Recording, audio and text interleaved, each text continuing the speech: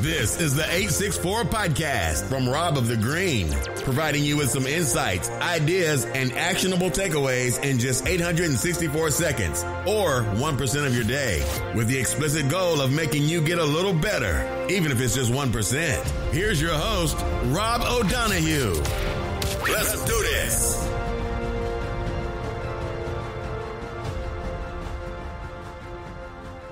Hey folks, welcome to another episode of the 864. The season is well up and running now, and I'm delighted to introduce this episode's guest, Joseph, or Joe Dalton. Joe has an expansive career in sales, marketing, B2B, B2C across many industries.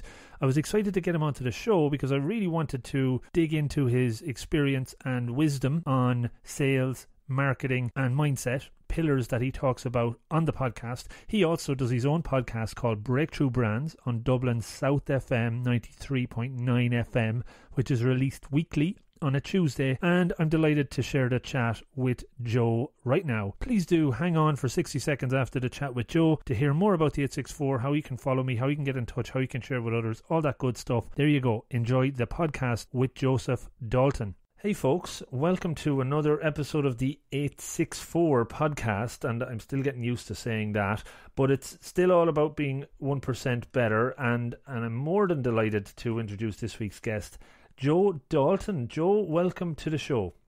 Hi Rob, thanks for having me. I'm all excited here, waiting to have a great conversation with yourself. Well, it's going to be a one-way conversation because you're going to do most of the talking, so that's okay.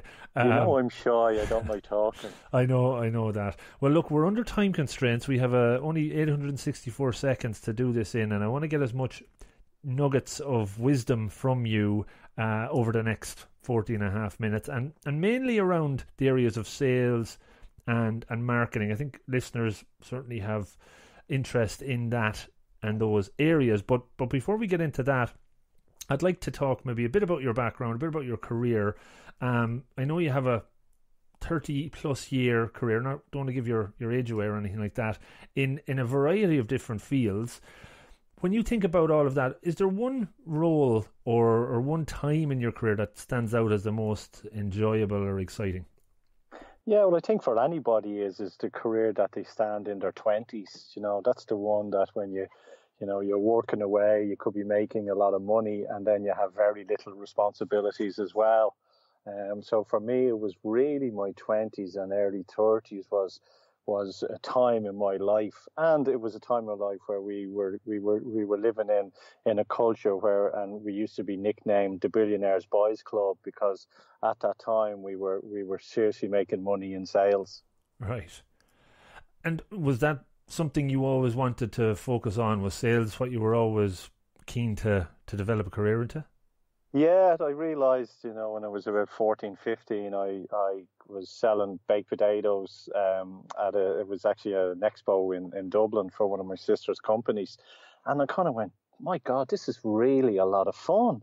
And I'm really loving interacting with people. And from there, it was going up, and I always kind of knew that my passion was going to be in sales. I did other courses, and I got into programming and realized I couldn't be sitting at a computer all day writing programs. It was driving me mad, but I knew that I was good with interacting with people. And I also realized that I could write my own paycheck in sales. So yeah, it was just a natural path for me. A natural pathway. So you were born to do it. Do you think what were the skills inherent in you that made you a good salesperson? I think being able to talk and interact with people and being able to really sort of focus in on their energy and instantly picking up and getting on with people. I've always been able to get on with people. I'm a great networker. I've thousands of friends, and it's just because I believe if you're just genuinely nice and be yourself, people will levitate to you. And a great mentor of mine when I was 18, when I was selling office equipment, said to me, look, it's simple here. You like people, they like you, and if they like you, they'll buy off you. And that was a sort of mantra that I was going and using for many years until I was trained to be a salesperson. And you say that a born salesperson, there's a saying, would you let a born surgeon operate on you, or a trained surgeon? And I'd been honest, I'd like a trained surgeon to be operated on me. And that's what happened to me. I knew what I had that gift of selling and be able to get people across. But when I was in my early 20s then, when I was shown a technique and a strategy of how to sell, my income just rocketed. Went from, 2,000 to 10,000 a month just because I learned how to sell. So it turned the raw skills and a bit of structure and process around it combined. Yeah, that was it. It was really understanding that when you're talking to people, don't overstep the mark. You could talk in rapport forever, and you could buy the sale back. You could speak to, you learn where there's an old thing here. You go, just talk to that person, and eventually they'll buy it off you. And that's you have to learn. Some people will buy, some people won't buy, and for the people that can't buy, you need to qualify them very quickly. That is fact-finding questions, seeing if they're the right person for the right fit for your product or service. And the second thing then is see if they can afford it. You could talk to people all day and they love it, and you forget to ask to find out, tweak to see if they can afford it. You just wasted a long time. How have the fundamentals of selling changed, or have they, over the last number of years, as certainly as we got into the more kind of digital world that we're in? Has things changed massively? Well, I think, the psychology of sales, I don't think selling has changed for thousands of years. We're still doing it the same way. When Jesus was in the temple in Bethlehem, and where our great grandparents were selling, I only think the platforms of how we sell have changed. It's like, for myself, the psychology of sales and business growth. I'm sure you've heard me talk about this plenty of times, and I call it the three pillars of business success. And one of them is mindset, the second one is marketing, and the third one is sales. And then mindset is really figuring out what goes on in your head.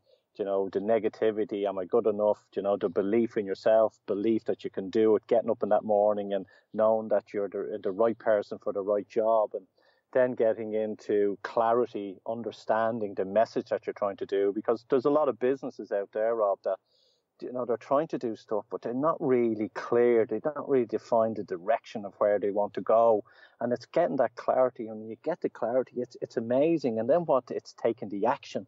And it's, driving through action. If you want results, it's taking action. We can sit there all day and meditate and law of attraction going, I want £1 million. But if you don't go out and do the action, you're not going to get anything. And then it's your environment. It's, stop reading those negative papers. Stop tuning in at the water cooler with he said, she said. It's who you hang around with. It's what you read. It's what you listen to drive it. And the other thing as well is upping your skills. So for me, it was a salesperson was upping my skills, but for someone else, they might be an accountant and upping their skills of being an accountant, educating yourself all the time, every piece. And then we're talking about has it changed? In a way, like I talk then, it's about marketing. That's branding yourself. We all have companies, we all have websites, but people now, as I said to you, buy off people. So you're a brand ambassador for you, representing yourself.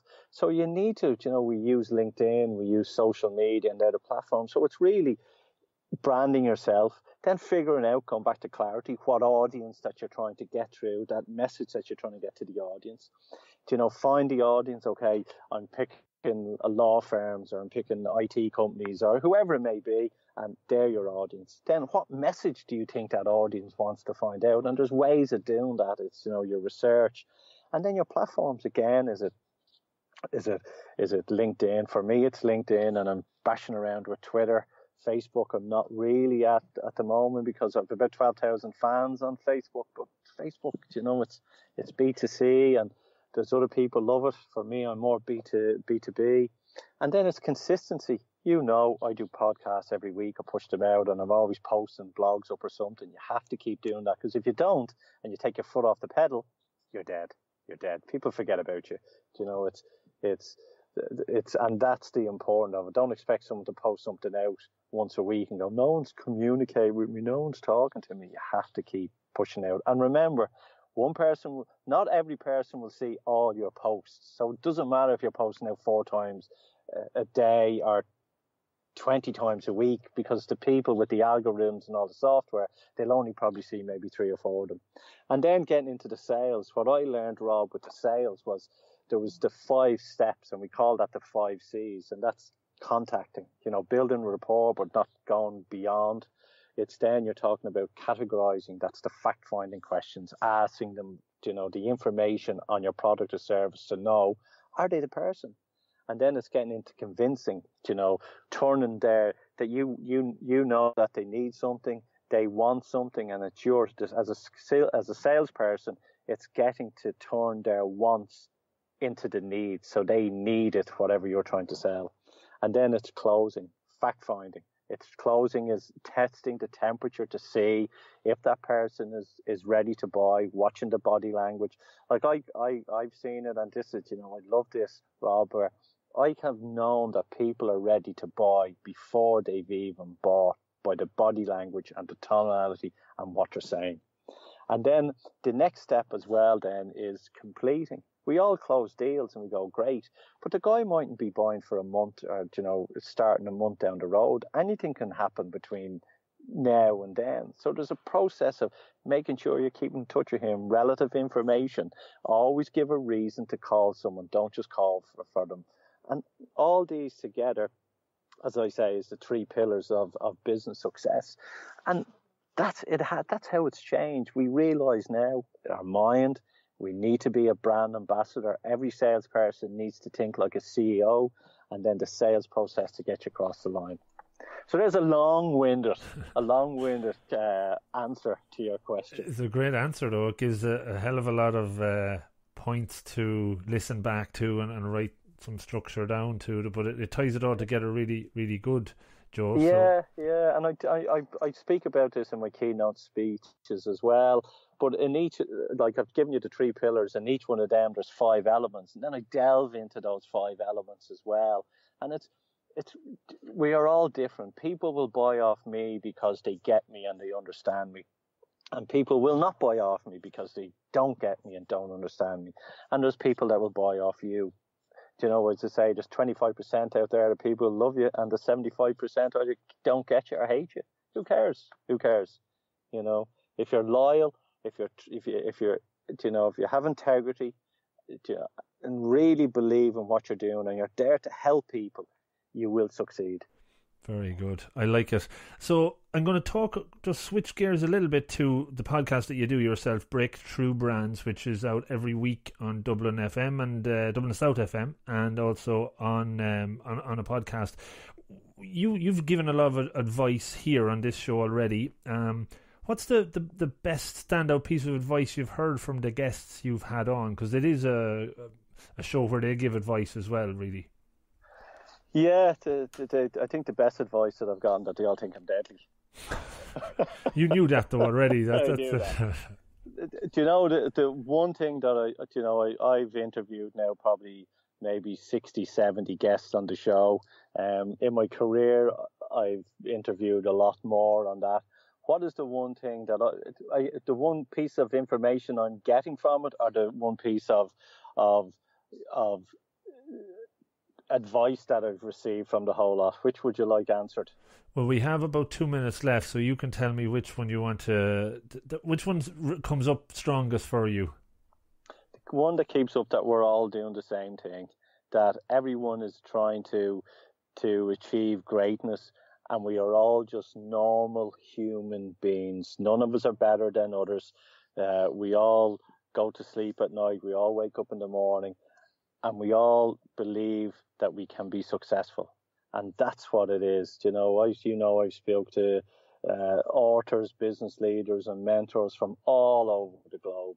I've spoken to guys, top of their fields in sales, marketing, psychology. We're all the same. We're all the same. And it validates what I'm doing, and anyone that listens to the shows, it's validating what they do as well. Yeah.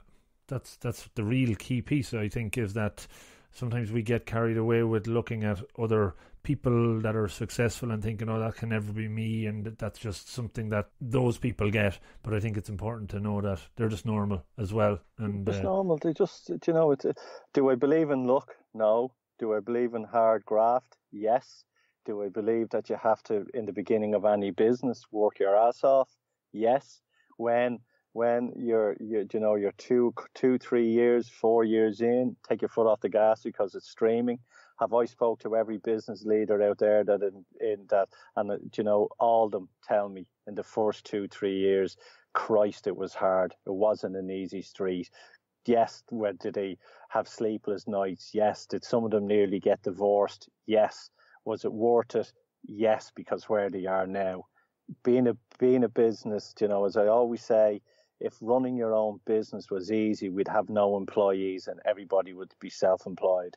Those entrepreneurs are out there that take the challenge. The ones that see beyond when no one else can see are true entrepreneurs.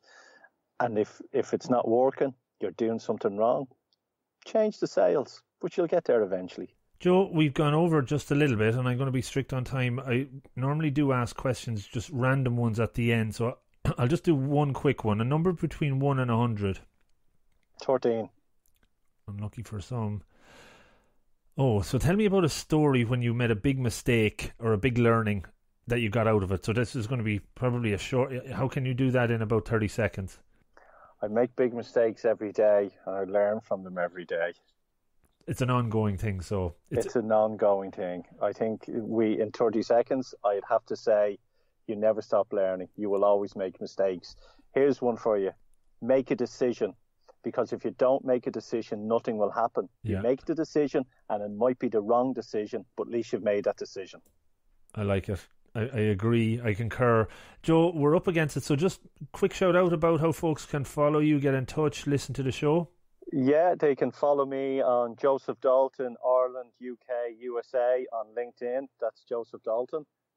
They can, if they hashtag Breakthrough Branks on any social media platform, they can find me. joe@jdc.ie, and my podcast is Breakthrough Branks, Joe Dalton, iTunes, Spotify, Intune, Podbean, and a selection of the others. Brilliant. Great, as always, Joe, to connect, to chat, and keep doing the great work with the show, and I look forward to talking to you again soon in the future. Thank you. You're a gentleman. Enjoy, and I'll talk to you soon. Hey folks, so that was the 864, 864 seconds or thereabouts, and I hope you enjoyed it. Was there one key takeaway that stood out? Was it good? Was it bad? I would love to hear about it. So in the few seconds that remain, and to be fair, I've probably gone over, but I have a few asks. Please do subscribe to the podcast on Apple Podcasts or iTunes so that you never miss another show. You've heard that one before. I would love if you leave a rating and or a review. All of these help get the show further up the rankings, which means more people see the podcast and then hopefully hear it. It means a lot to me. Follow me on Rob of the Green or on Spreaker.com/Rob of the Green. That's where all the podcasts are hosted, but on the Rob of the Green site you can get to everything. The 1% Better podcast, this one, the 1 minute Monday videos, and you can also connect in with me through the website. There's a feedback page, or on any of the socials. Just look for @RobOfTheGreen or Rob of the Green. I think you get the picture. Finally, give yourselves a round of applause because you've all been so lovely, and thanks for listening. Have a great day and good luck.